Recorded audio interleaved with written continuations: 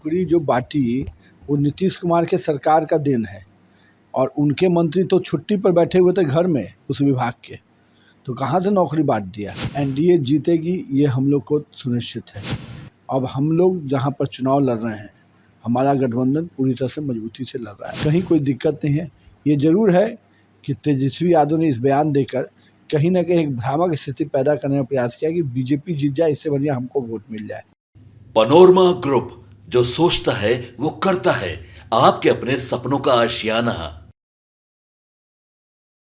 मैं चंदन झा, आप देख रहे हैं भारत लाइव। मेरे साथ मौजूद हैं बिहार सरकार के नगर विकास मंत्री और बीजेपी के विधायक और बीजेपी के छत्तीसगढ़ के प्रभारी भी। वैसे बिहार में इन दिनों चुनाव चल रहा है, बहुत सारे दौरे भी हो रहे हैं, इनकी भी बहुत उपयोगिता रहती है बीजेपी के लिए। इन्हीं से जानते हैं जो पिछली जो 4 सीटें हैं और 26 तारीख को जो 5 सीटों पर चुनाव होने हैं, उसमें बीजेपी की तरफ से क्या तैयारी है। क्योंकि वैसे तो आरजेडी अपने आप को गदगद महसूस कर रही है पहले चरण के बाद। आरजेडी कह रही है जो हमने चारों सीट जीत लिया। अब इनसे जानते हैं जो पीछे क्या हुआ और आगे इनकी क्या हुई तैयारी। देखिए, आरजेडी का मानना कि हम सब सीट जीत रहे हैं, ये उनके दिव्य सपने हैं, अच्छे और सपने देखने में मैं नहीं मानता कि कोई गलती भी है, लेकिन कर्म करना पड़ता है सपने को पूरा करने के लिए। तेजस्वी यादव कर्म के जगह बयानवीर बनते हैं। अगर कर्मवीर बनते, करते, जनता के बीच में जाते, जनता जब उनको मौका दी थी तो कुछ काम करते, तब तो समझ में भी आता कि किसी चीज़ का बोलने का आधार है। आज क्या आधार है उनके पास? जनता के बीच में वोट मांगने जा रहे हैं, किस आधार पे? वो तो कह रहे हैं जो हमने नौकरी बांटी। नौकरी जो बांटी वो नीतीश कुमार के सरकार का देन है और उनके मंत्री तो छुट्टी पर बैठे हुए थे घर में उस विभाग के, तो कहाँ से नौकरी बांट दिया। और जिन विभागों में वो बैठे हुए थे 5 विभाग लेकर, उन विभागों के डिपार्टमेंट में मीटिंग भी कभी किया क्या? कभी रिव्यू भी किया क्या? चाहे वो पथ निर्माण हो, स्वास्थ्य हो, नगर विकास हो, तो खुद अभी नगर विकास विभाग, कभी उस विभाग में जाके बैठे भी क्या? तो कहते हैं कि हम काम करते हैं। कौन सा काम करते हैं? आप काम नहीं, कारनामा करते हैं। जब आपको मौका मिला तो मॉल बना रहे थे आप, बड़ा भाई छोटा भाई मॉल बनाया था, बड़ा भाई वन विभाग का मिट्टी कोड़ के वहाँ पहुँचा रहा था। लोग भूले थोड़े। चलिए, आज शाम में 5 बजे तक 5 सीटों का चुनाव प्रचार खत्म हो गया है और उन 5 सीटों पर सबसे हॉट सीट है पूर्णिया।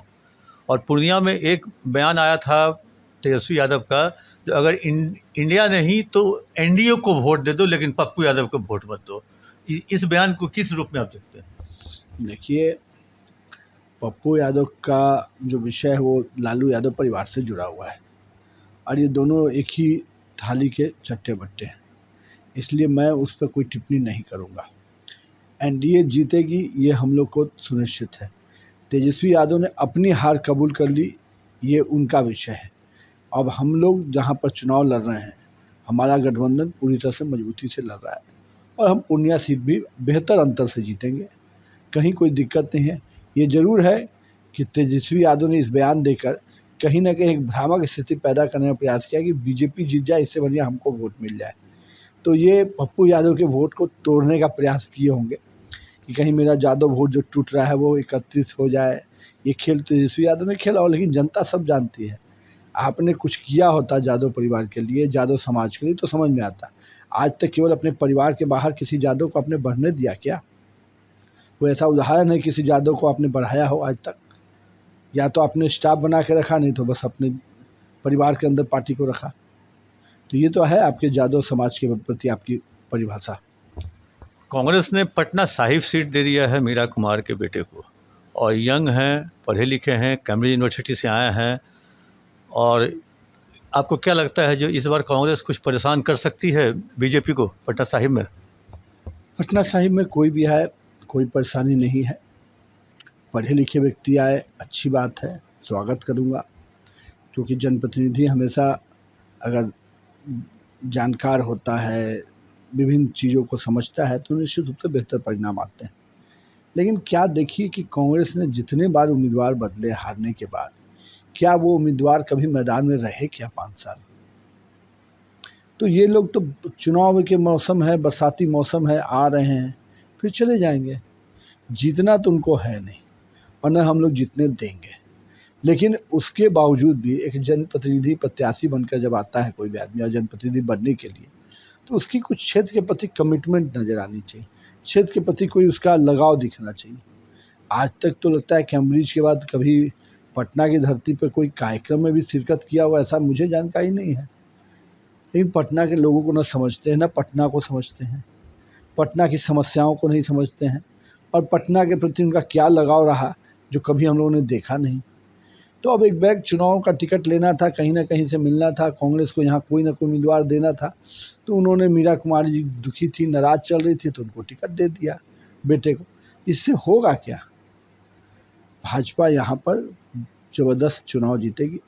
हमारे प्रत्याशी, हमारे सांसद रविशंकर प्रसाद फिर इस बार लाखों वोट से चुनाव जीतेंगे। कहीं कोई संशय न जनता के बीच में है, न लोगों के बीच में, न कार्यकर्ता। अब केवल है कि कितने अंतर से हारने वाले हैं, ये हैं, यही लोगों के जानकारी का विषय रहेगा। मेरे साथ बात कर रहे थे नितिन नवीन जी, बिहार सरकार के मंत्री हैं। उन्होंने बेबाक रूप से साफ तौर पे कहा जो एनडीए जीत रही है, बीजेपी भी जीत रही है और एनडीए का कोई प्रत्याशी नहीं हार रहा है।